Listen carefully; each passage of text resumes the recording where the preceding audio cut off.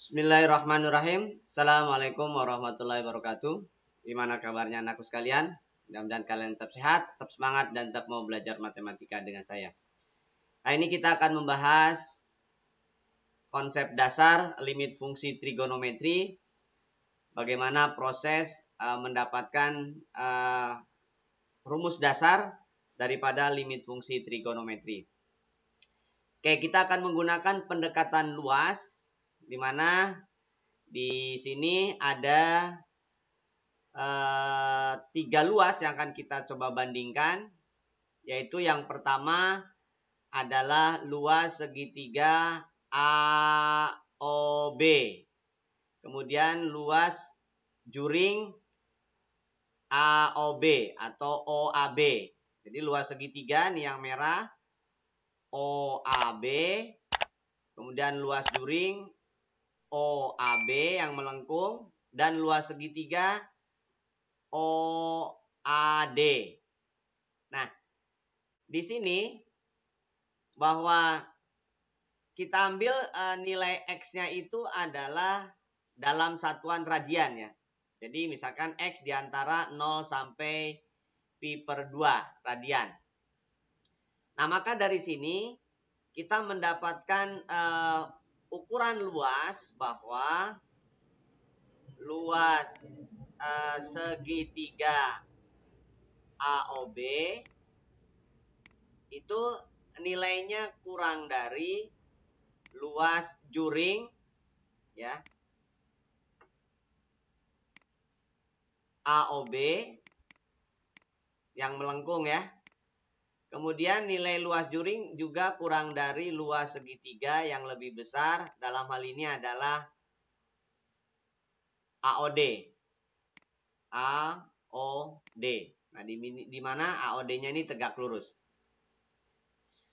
Nah, luas segitiga AOB kita sama-sama tahu bahwa OA itu dalam hal ini adalah jari-jari. OA itu sama saja dengan OB.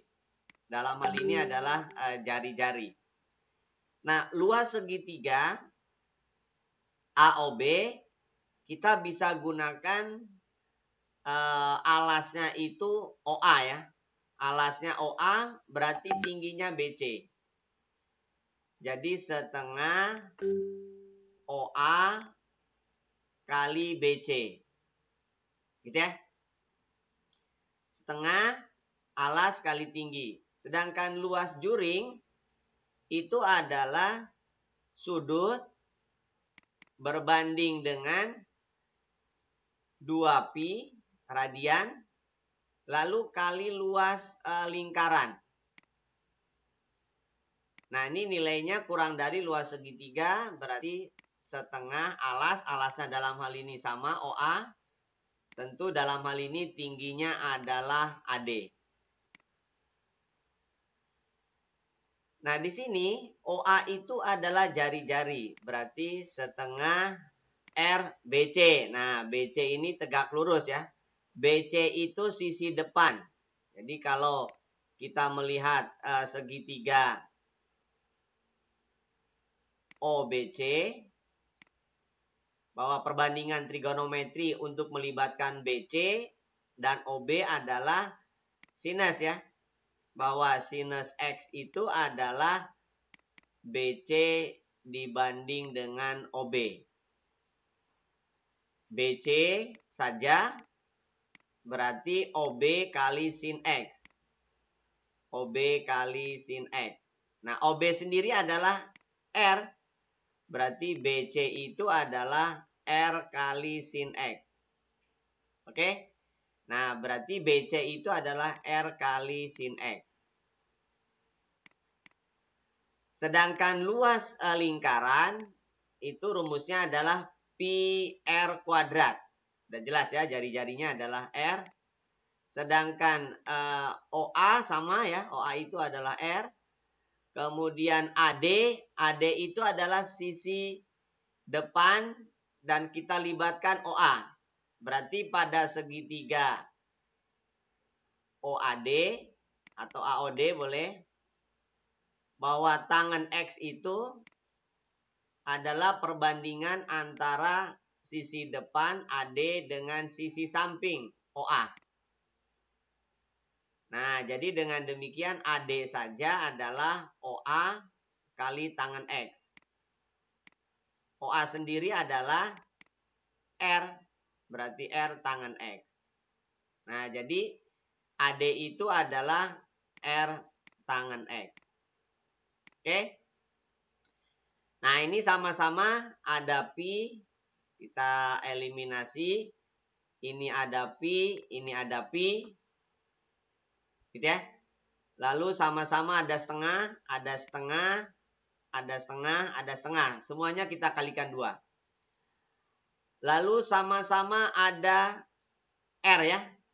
Ada R kuadrat. Jadi ini R kuadrat. Sin X berarti kan sisanya kurang dari X. R kuadrat kurang dari R kuadrat tangan X. Oke. Nah. Semuanya kita bagi dengan R kuadrat. Bagi dengan R kuadrat, bagi dengan R kuadrat, bagi dengan R kuadrat. Karena R adalah lebih dari 0, berarti tanda tidak berubah. Jadi dengan demikian, sin X kurang dari X kurang dari tangan X. Oke. Nah, di sini, kalau misalkan semua ruas kita bagi dengan sin X, jadi kita bagi dengan sin X semua. Yang pertama ya. Kita bagi dengan sin X. Berarti ini adalah 1. Yang tengah berarti X per sin X. Yang kanan, tangan itu kan sin per X ya. Jadi dibagi berarti sin per cos, sorry. Tangan X itu sin per cos. Berarti seper cos. Oke. Nah, pada saat X itu menuju 0, berarti kalau kita katakan menuju, maka kita bicara limit. Berarti kita katakan bahwa limit X menuju 0 kurang dari limit X menuju 0 untuk X per sin X kurang dari limit X menuju 0 untuk seper cos X. Oke. Nah, jadi pada saat B itu bergerak ya, pada saat B itu bergerak menuju A ya. Jadi pada saat B itu bergerak menuju A, otomatis D juga bergerak menuju A kan ya. Jadi B bergerak menuju A, D juga bergerak menuju A. Dengan demikian X bergerak menuju 0. Nah, kalau B yang tadinya di posisi demikian, lalu digerakkan menuju A, sampai sedemikian hingga A dan B itu hampir berimpit, berarti X menuju 0. Nah, kalau X menuju 0, itu berarti kita bicara limit. Nah, limit sesuatu bilangan dari 1, ini 1 ya. Jadi limit dari sebuah nilai konstanta ya, konstanta itu. Kemudian limit X menuju 0 tetap.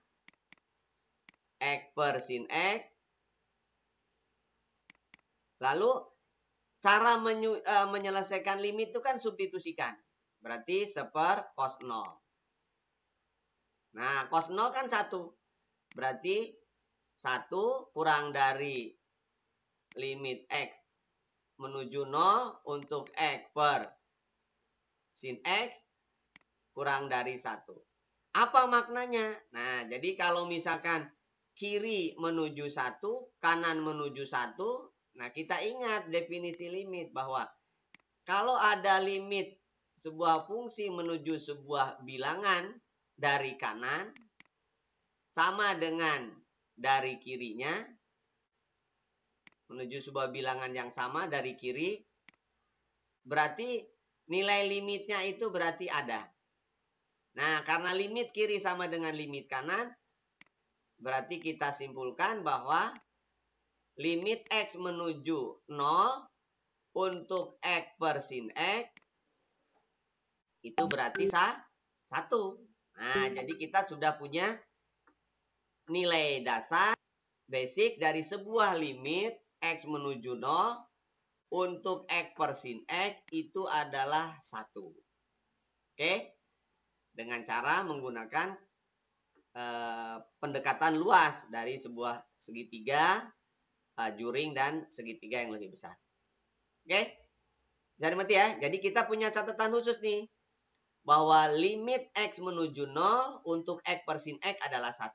Nah, itu kalau kita bagi dengan sin X. Oke? Lalu bagaimana kalau dibagi dengan tangan X? Sama. Nah, sin dibagi tangan berarti cos. X per tan X. Lalu tangan dibagi tangan 1. Nah, jadi kita gunakan kesimpulan yang ini nih, yang terakhir ini. Nah, ini ya. Kita gunakan yang terakhir ini untuk mencari nilai limit yang lain. Artinya limit X menuju 0, X per sin X 1. Lalu bagaimana kalau dibagi dengan tangan? Jadi kalimat terakhir tadi sebelum kita bagi dengan sinus, bahwa sinus X kurang dari X kurang dari tangan. Lalu kita bagi tangan. Nah, kalau dibagi tangan berarti sin per tangan. Nah, sin per tangan itu adalah cos. Jadi cos X, X per tangan X, tangan per tangan X, tangan X per tangan X berarti 1. Sama prinsipnya. Saat X menuju 0, berarti kita bicara limit. Limit X menuju 0 untuk cos X kurang dari limit X menuju 0 untuk X per tan X kurang dari limit X menuju 0 untuk konstanta 1. Nah, sama proses mencari limit adalah substitusikan dulu. Yang ini berarti cos 0, yang kanan, yang tengah tetap limit X menuju 0, X per tangan X kurang dari 1. Nah, cos 0 kan 1. Kurang dari limit X menuju 0 untuk X per tan X kurang dari 1. Nah, itu artinya limit kiri sama dengan limit kanan. Berarti kesimpulannya sama seperti yang tadi. Jadi limit X menuju 0 untuk X per tangan X juga nilainya adalah 1. Nah, jadi kita sudah punya dua kesimpulan. Jadi tadi kesimpulan yang pertama bahwa limit X menuju 0 untuk X per sin X ya, itu juga 1. Jadi limit X per sin X, X menuju 0 juga 1. Oke, jadi kita sudah punya dua nilai kesimpulan. Lalu bagaimana kalau dibalik? Nah, dibalik berarti sama seperti halnya nilai dalam bentuk pertidaksamaan. Jadi kalau dibalik berarti nilai dibalik juga. Limit 1 kurangan X per X kurang dari seper cos X ya. Kalau dibalik berarti bentuknya dibalik juga. Kenapa? Karena X-nya di antara 0 sampai dengan pi per 2. Berarti positif ya. Lalu ini sama. Berarti limit X menuju 0 untuk limit X menuju 0 tangan X per X kurang dari limit X menuju 0 untuk seper cos X. Substitusikan, ini 1 ya, konstanta. Berarti sama, limit X menuju 0 untuk tangan X per X kurang dari seper cos 0. Nah, cos 0 kan 1 ya. Berarti 1 kurang dari limit X kurang dari 0 menuju 0 untuk tangan X per X juga kurang 1. Nah, jadi kesimpulannya ini sama berarti. Jadi limit X menuju 0 untuk tangan X dibagi X juga 1. Nah, jadi kita sudah punya 3 rumus Berarti untuk sinus pun sama prinsipnya. Nah, ini nilai tangen ya. Nilainya adalah 1. Nah, berarti yang ini pun sama. Jadi kalau dibalik berarti seperti yang di rumus awal ya. Jadi kalau dibalik juga tetap nilainya adalah 1. Oke, inilah yang dimaksud dengan rumus dasar limit fungsi trigonometri untuk X menuju 0. Nah, inilah bentuk-bentuk dasar yang akan kita gunakan untuk mencari nilai-nilai limit yang lain dengan menggunakan teorema limit. Oke, saya kira itu bagaimana proses mencari nilai limit fungsi trigonometri untuk X menuju 0 dengan menggunakan pendekatan luas segitiga. Sekian dari saya, kurang lebihnya mohon maaf. Assalamualaikum warahmatullahi wabarakatuh.